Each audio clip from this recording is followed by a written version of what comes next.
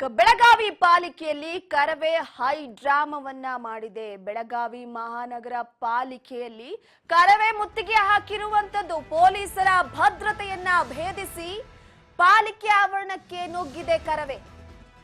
ಮಹಾನಗರ ಪಾಲಿಕೆಗೆ ಕರವೇ ಮುತ್ತಿಗೆ ಹಾಕಿರುವಂತದ್ದು ಪೊಲೀಸರ ಭದ್ರತೆಯನ್ನು ಕೂಡ ಭೇದಿಸಿ ಬಿಜೆಪಿ ಶಾಸಕ ಅಭಯ ಪಾಟೀಲ್ ಮೇಯರ್ ಉಪಮೇಯರ್ ಅನ್ನ ಬಂಧಿಸೋದಕ್ಕೆ ಒತ್ತಾಯ ಮಾಡಿರುವಂತದ್ದು.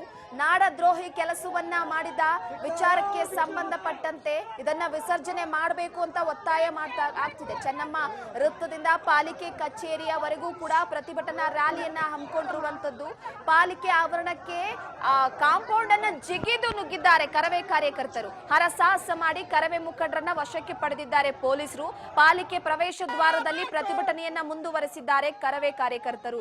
ಬೆಳಗಾವಿ ಪಾಲಿಕೆ ಆವರಣದಲ್ಲಿ ನುಗ್ಗೋದಕ್ಕೆ ಕರವೇ ಕಾರ್ಯಕರ್ತರು ಯತ್ನಿಸಿರುವಂತದ್ದು. ಪೊಲೀಸರು ಹಾಗೆ ಕಾರ್ಯಕರ್ತರ ಮಧ್ಯೆ ಜಟಾಪಟಿ ನಡೆದಿದೆ. ಗಮನಿಸ್ತಾ ಇರಬಹುದು, ಪ್ರತಿಯೊಬ್ಬ ಕರವೇ ಕಾರ್ಯಕರ್ತರನ್ನು ಕೂಡ ಪೊಲೀಸರು ಈಗಾಗಲೇ ಬಂಧಿಸಿದ್ದಾರೆ. ಈ ಬಗ್ಗೆ ಮತ್ತಷ್ಟು ಅಪ್ಡೇಟ್ ಕೊಡ್ತಾರೆ ನಮ್ಮ ಪ್ರತಿನಿಧಿ ಮಂಜುನಾಥ್.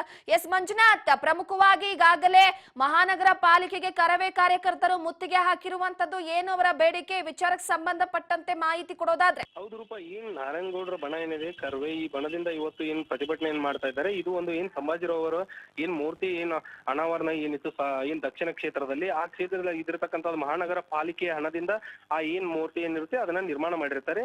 ಇದಾದ ನಂತರ ಅಲ್ಲಿ ಏನೊಬ್ರು ಮಹಾರಾಷ್ಟ್ರದ ಸಚಿವರು ಬಂದು ತಮ್ಮ ಭಾಷಣ ಮುಗಿದಾದ ನಂತರ ಈ ಜೈ ಮಹಾರಾಷ್ಟ್ರ ಅಂತ ಏನ್ ಹೇಳ್ತಾರೆ.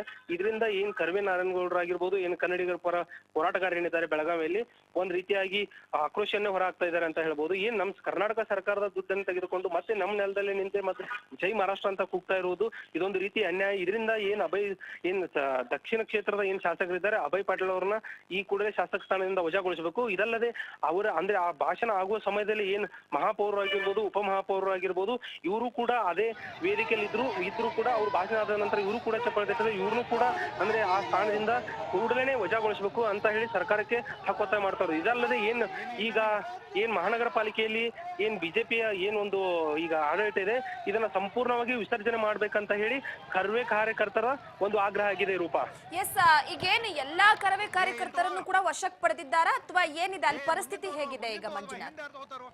ಸದ್ಯ ಈಗ ಅಲ್ಲಿ ಕರವೇ ಕಾರ್ಯಕರ್ತರು ಏನಿದ್ರು ಅವರೆಲ್ಲರನ್ನು ಕೂಡ ಈಗ ಒಂದು KSRP ವಾಹನ ಇದೆ ಅದರಲ್ಲಿ ಹಾಕಿಕೊಂಡು ಹೋಗಿರ್ತಕ್ಕಂಥದ್ದು. ಸದ್ಯ ಒಂದು 50 ಜನರನ್ನ ಕರೆದುಕೊಂಡು ಹೋಗಿರ್ತಕ್ಕಂಥದ್ದು ರೂಪ. ಓಕೆ, ಥ್ಯಾಂಕ್ ಯು ಮಂಜುನಾಥ್ ನಿಮ್ಮೆಲ್ಲ ಮಾಹಿತಿಗಾಗಿ. ಎಸ್, ಒಟ್ಟಾರೆಯಾಗಿ ಕರವೇ ಜಿಲ್ಲಾಧ್ಯಕ್ಷ ದೀಪಕ್ ಸೇರಿ ಕೆಲವೊಂದಿಷ್ಟು ಕಾರ್ಯಕರ್ತರನ್ನ ಅಂದ್ರೆ 50ಕ್ಕೂ ಅಧಿಕ ಕರವೇ ಕಾರ್ಯಕರ್ತರನ್ನ ಪೊಲೀಸರು ವಶಕ್ಕೆ ಪಡೆದಿದ್ದಾರೆ. ಬಲವಂತವಾಗಿ KSRP ವಾಹನದಲ್ಲಿ ಹಾಕಿ ಠಾಣೆಗೆ ಕರೆದೊಯ್ದಿದ್ದಾರೆ ಪೊಲೀಸರು.